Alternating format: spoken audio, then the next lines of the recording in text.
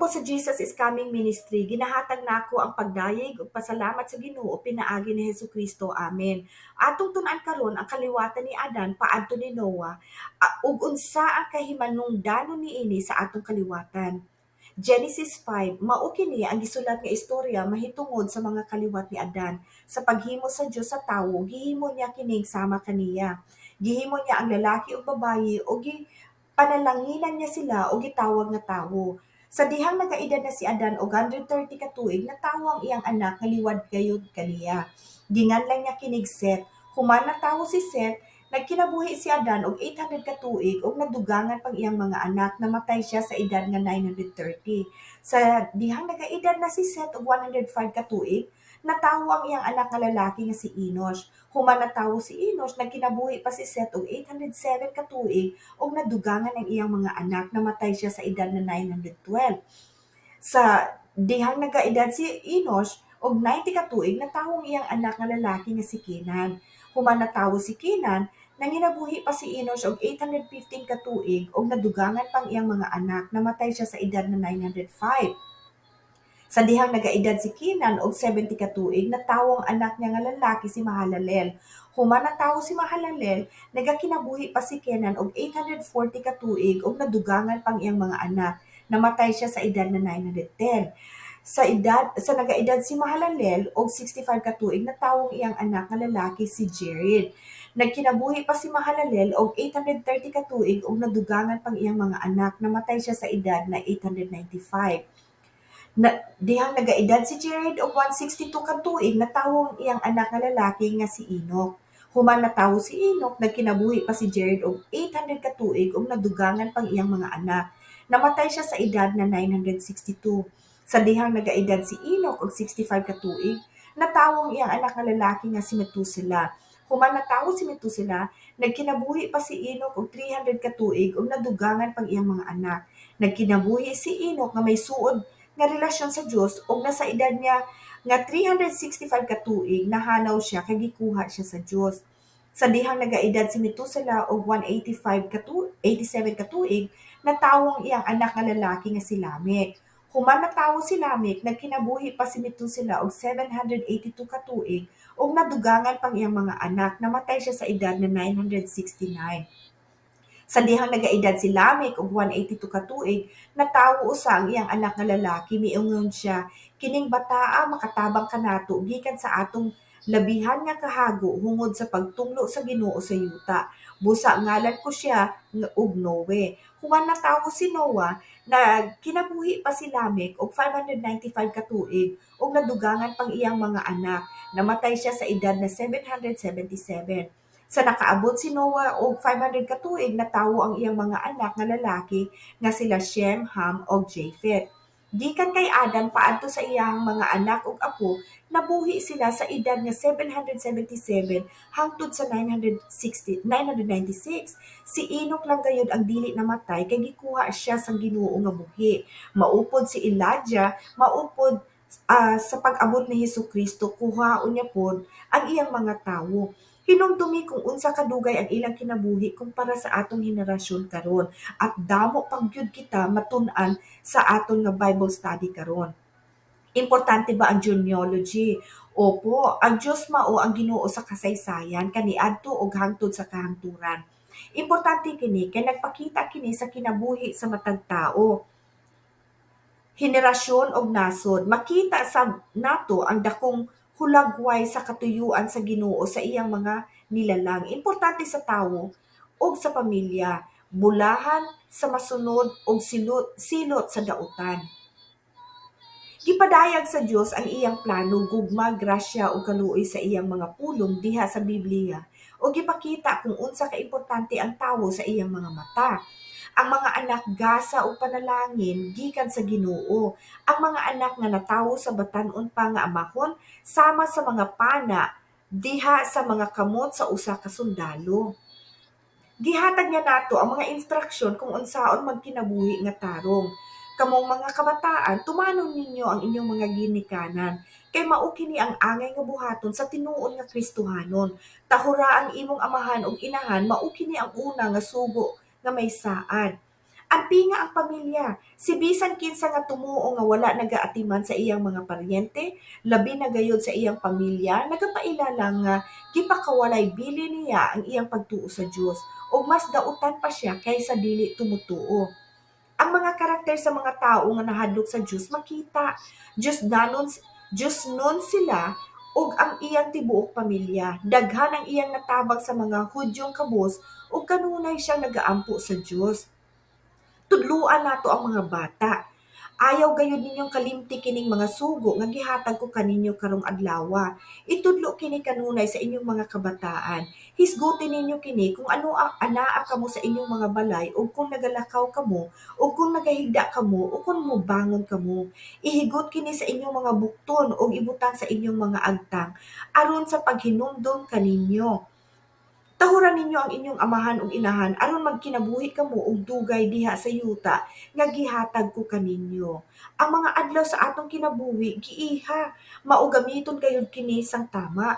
Gitakda mo sa kun unsa kataas ang kinabuhi sa tao ug dili siya makalapas sa panahon nga gitagal mo kaniya. Makita sa henerasyon ang sinugdan sa pamilya, kinsa ang naa sa pari ug harianong lahi. Ang liga sa mga pinili gihapon sa Ginoo makita dinhi. Sa Hebreo, ang genealogy ay libro sa henerasyon. Ang ginasaan nga Misayas makita dinhi.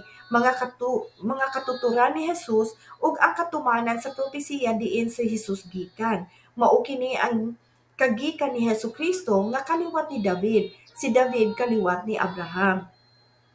Sakto ang pulong sa Dios, mao ang tibuok nga kasulatan gisulat pinaagi sa gahom sa Dios ug mapuslanon kini sa pagtudlo sa kamatuoran, sa pagbadlong sa pagtulid sa sayop ug sa pagtudlo sa matarong nga pangkinabuhi. Apan kamo nga pinili, mga pari sa hari ug mga katawhan sa Dios, nahimo kamong iya aron magmantala sa iyang kahibulungan nga mga binuhatan. Siya ang nagtawag kaninyo gikan sa kangitngit ngadto sa iyang kahibulungan nga kahayag. Aron mahimo kamong hingpit nga mga anak sa Dios, hinlo og walay ikasaway sa inyong pangkinabuhi ni ining kalibutan nga gipuy-an sa mga tawo nga dautan ug makakasala. Angay nga kamo mahisama sa mga suga nga nagadag-an kaniya sa inyong pagsugilon sa pulong sa Dios nga nagahatag sa kinabuhi nga walay katapusan.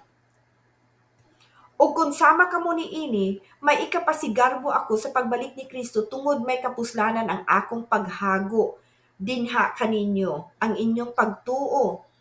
Dili nato kini itago sa atong mga kabataan. Isugilon nato kini sa musunod sa mga henerasyon. Sugilon nato sila sa gahom sa Ginoo sa iyang dalaygon o katingalahan nga buhat. Sa mga istorya o pagmamatuod nga nagasulat sa Biblia, importante kaayo ang pagtuo o ang pagsunod sa sugo sa Dios. Kinahanglan sundon sa tibuok katawhan. May pagtuo kita kung hugot ang atong pagsalik nga madawat nato ang atong mga gilauman. Ug bisan wala pa nato makita ang mga gisaad sa Dios, na siguro nato nga nadawat gayud nato kini tungod sa pagtuo sa atong mga katigulangan. Gikahimut-an sila sa Dios tungod sa pagtuo nasayran nato nga ang kalibutan kimugna pinaagi sa pagsulti sa Dios. Busa ang mga butang nga atong makita gibuhat gikan dili sa makita. Ang tawo nga walay pagtuo dili gayud makapalipay sa Dios tungod kay si bisan kinsa nga moduol sa Dios kinahanglan motuo nga adunay Dios ug motuo usab nga siya ang mohatag og ganti ngadto sa mga nangita kaniya. Ang atong mga katigulangan nagpakita sa pagtuo. Tungod sa pagtuo naghalad si Abel ngadto sa Dios ug mas maayong halad kaysa kay Cain. Ug tungod sa iyang pagtuo giisip sa Dios nga matarong kay gidawat sa Dios ang iyang halad. Busa bisan patay na si Abel, may pagtulon-an gihapon siya nga gibilin kanato tungod sa iyang pagtuo sa Dios. Tungod sa pagtuo wala namatay si Enoch. Hinuon gidala siya sa Dios dito sa laing kinabuhi. Wala na siya makita dinhi sa yuta tungod kay gilalin siya sa Dios. Ug sumala sa kasulatan, gilalin siya tungod kay nalipay ang Dios kaniya. Si Enoch ang unang tawo nga na-rapture gikuha sa Dios nga buhi. Sunod pod si Elijah ug kung moabot si Jesus iya kuhaon ang nagtuo ug nagsunod kaniya. Tungod sa pagtuo si Noah, nagapasidan-an siya sa Dios nahitungod sa mga hitabo nga wala pa nakita. Mitagad sa pasidaan ug iyang gibuhat ang arka alang sa pagluwas sa iyang panimalay, tungod niini ang kalibutan iyang gihukman sa silot ug siya nahimong manunuod sa pagkamataro nga pinaagi sa pagtuo.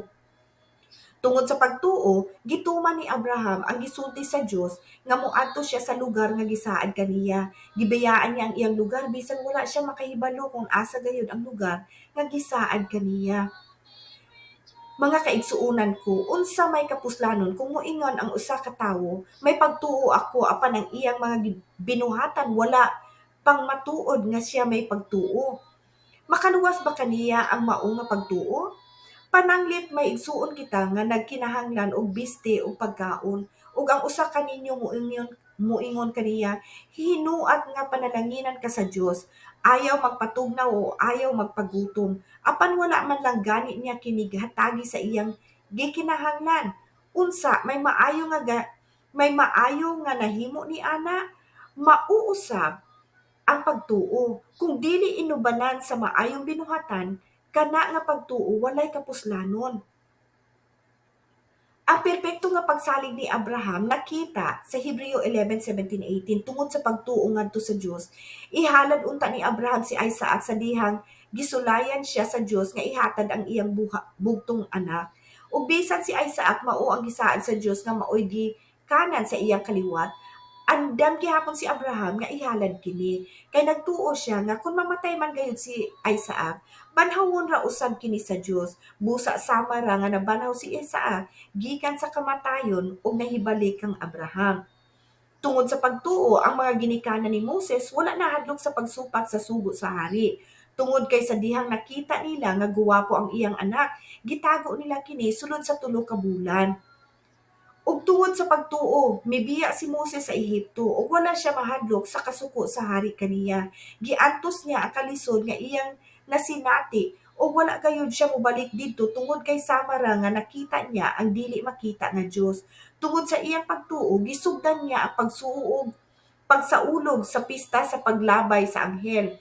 Giingnan niya ang tanan nga Israelahanon nga wisikan nila og dugo sa kanero ang ilang pultahan aron nga kung moagi ang anghel sa Dios nga mopatay sa mga kamagulangan, mulabay lang kini ug dili niya ilakip ang ilang mga kamagulangan.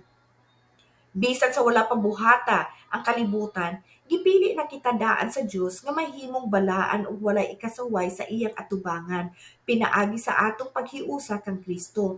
Tungod sa gugma sa Dios kanato, giplano na niya daan nga kita mahimong iyang mga anak, pinaagi kang Hesukristo. Kini sumala sa iyang kagustuhan ug kabubuton.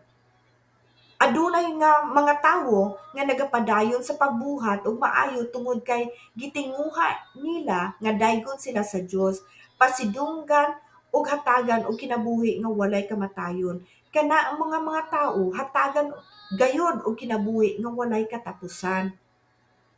Kinsa ang daotang henerasyon, unsa giingon sa Ginoo bahin nila, unsa ang ingon sa mga maayong tawo. Apan kamo, nagkasala kaniya ug wala na niya kamo ilha nga iyang mga anak, tungod sa inyong kadautan, mga masinupakon ug limbugon nga henerasyon. Samtang nagkadungog pagayod ang gidaghanon sa mga tawo nga nagtigom didto kang Hesus, miingon siya, pagkadautan gayud sa mga tawo ni ining panahona, nangayo sila og milagro apan walay milagro nga ipakita kanila gawas sa milagro nga nahitabo kang Jonas. Sa dihang nadungog sa Ginoo ang inyong mga reklamo, nasuko siya og nanumpa. Wala bisay usang niining daotang henerasyon ang makakita sa maayong nga yuta nga akong gisaad sa ilang mga katigulangan. Ang sulti sang Ginoo, ayaw kamo paghimo og mga Diyos-Diyos sa dagway sa bisan unsa sa anaa sa langit, o yuta o tubig. Ayaw gayud ninyo kini yukbui o simbaha, kay ako ang Ginoo nga inyong Dios, abughuan.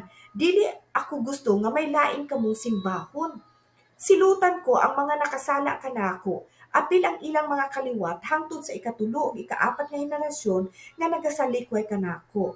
Apan ang mga tawo nga nagabuhat og maayo, daygon o pasidungan sa Dios ug mamaayo ang ilang kahimtang.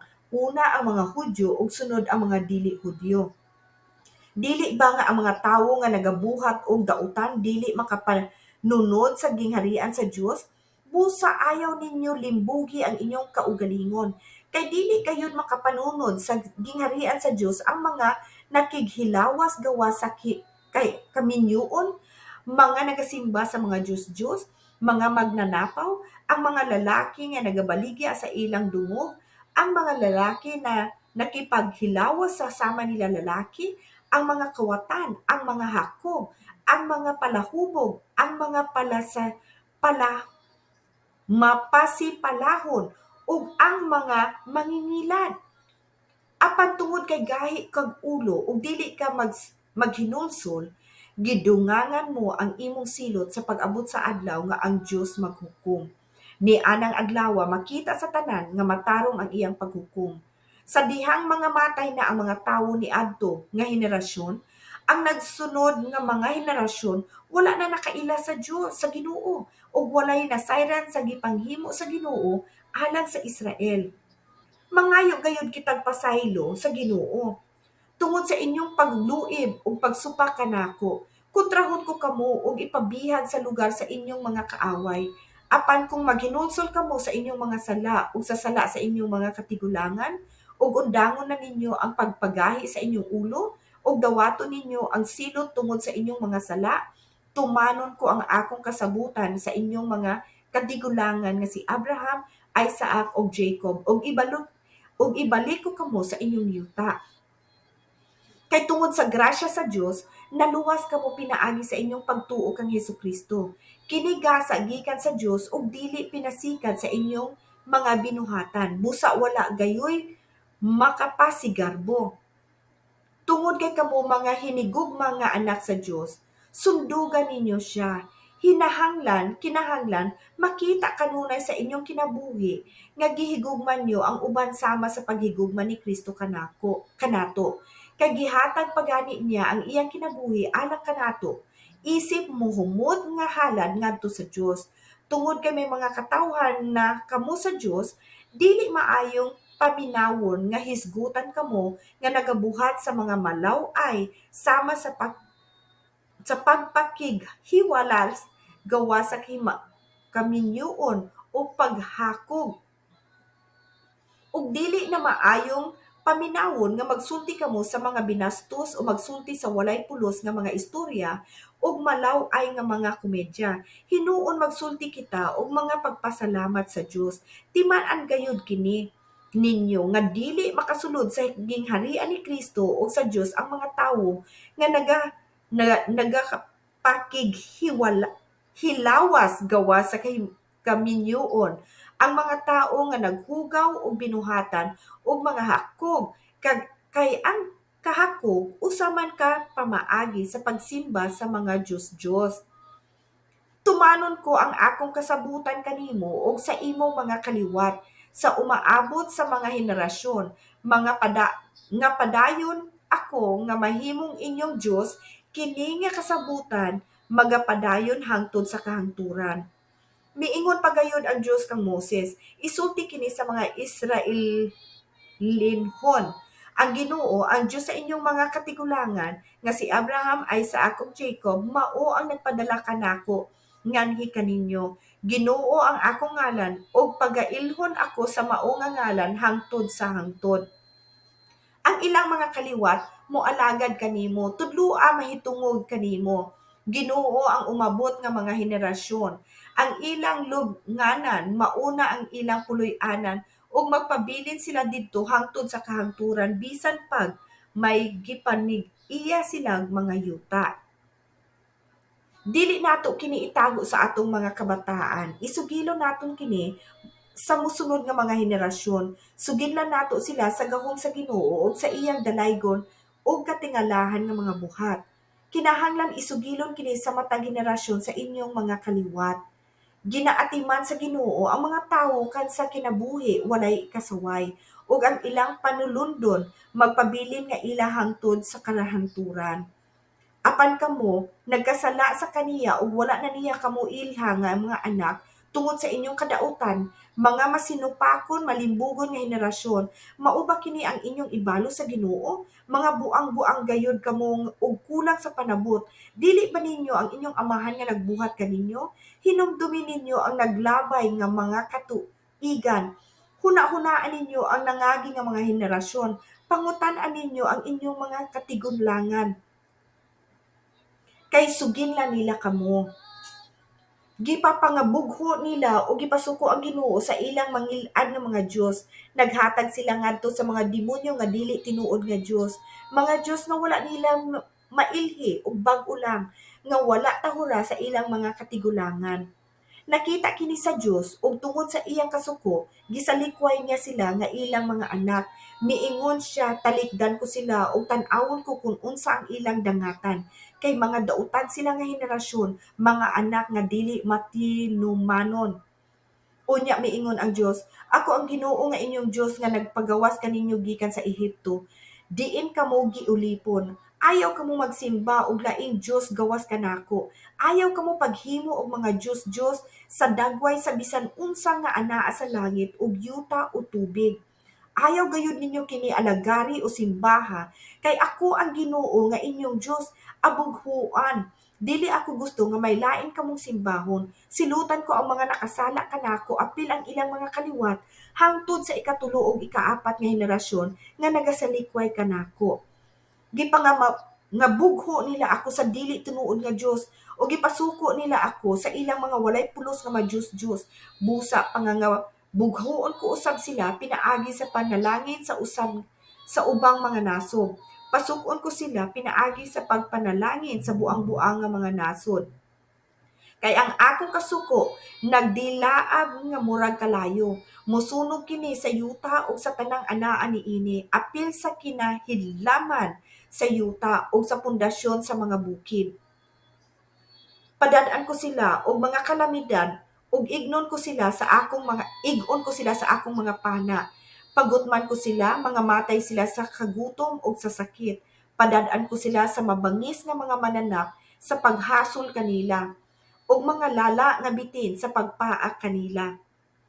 Sa gawas sa ilang balay, daghan ang mga matay sa gira ug sa sulod magahari ang kahadlok. Mga matay ang mga tigulang ug mga batan-on ug mga kabataan. Nagaingon ako nga katagon ko sila hangtod sa dili na sila mahinumduman sa kalibutan. Ang Israel usa ka nasod nga walay kaalam og panabot.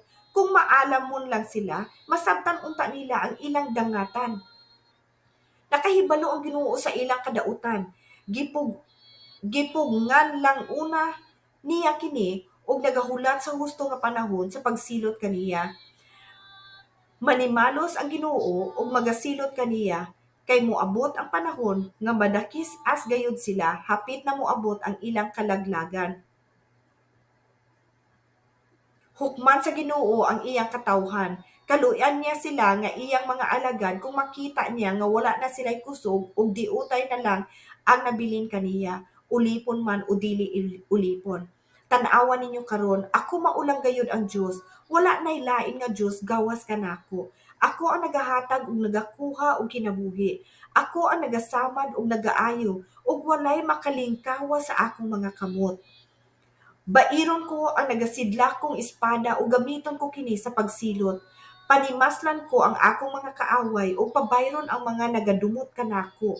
Ang akong pana mabulit sa ilang mga dugo ug ang akong espada mutadtad sa ilang mga lawas.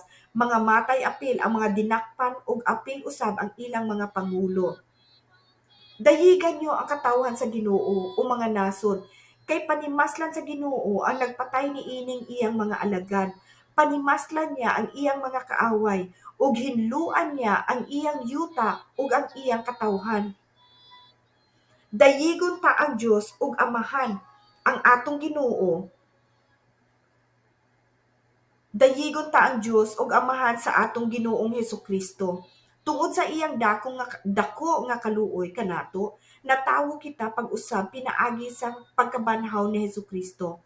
Mao kini ang nagahatag kanato og dakong paglaom nga may gitagana ang Dios kanato nga panulundon. Kini nga panulundon atua sa langit, kanunay nga hinlo ug matahom ug dili gayud mawala.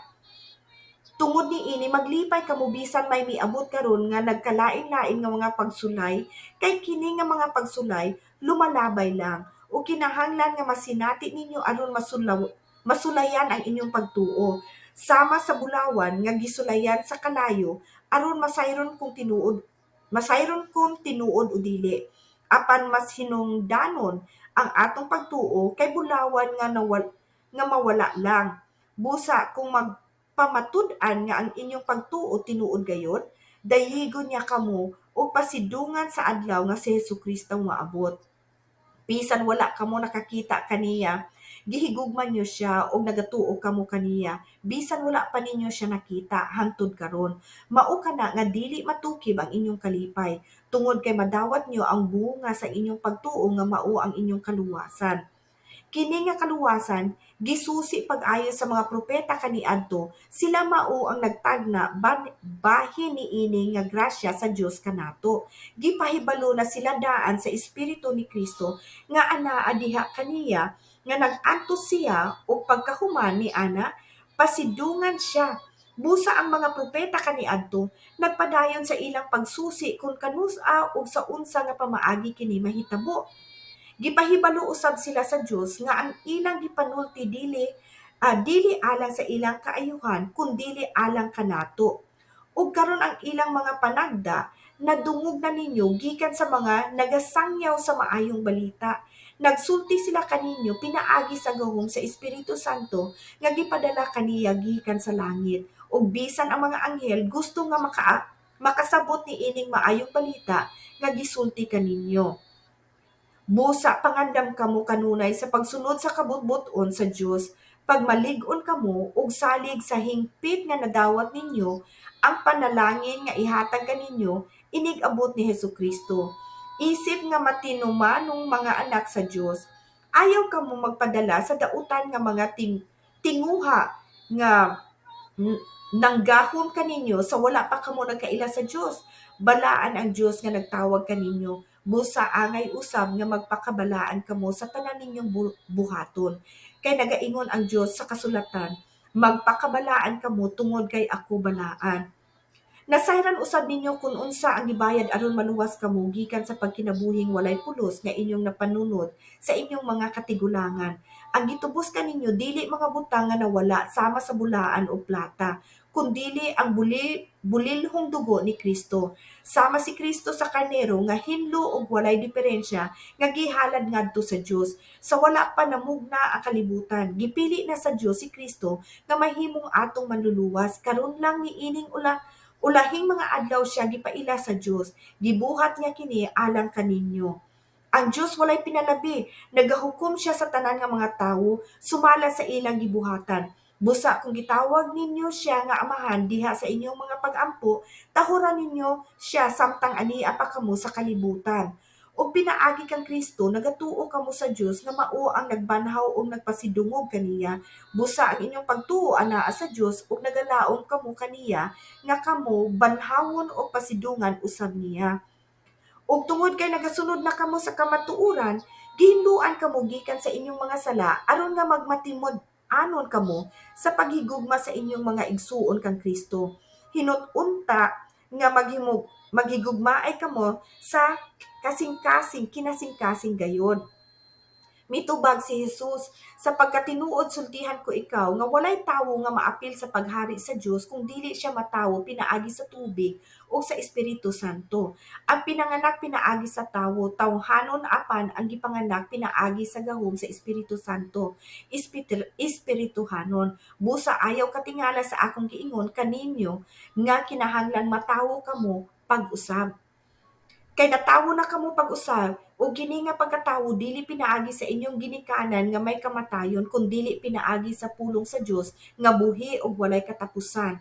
Mao nga magtuo gud kita ug sundon gayud ang Ginoo para maluwas kita. Daghang salamat sa tanan, bal-an nako nga may nakut-an kamo karong adlaw. Salamat sa Ginoo ug sa Espiritu Santo. Praise be to God. Ang premyo nato sa sunod nga video. Maraming salamat po.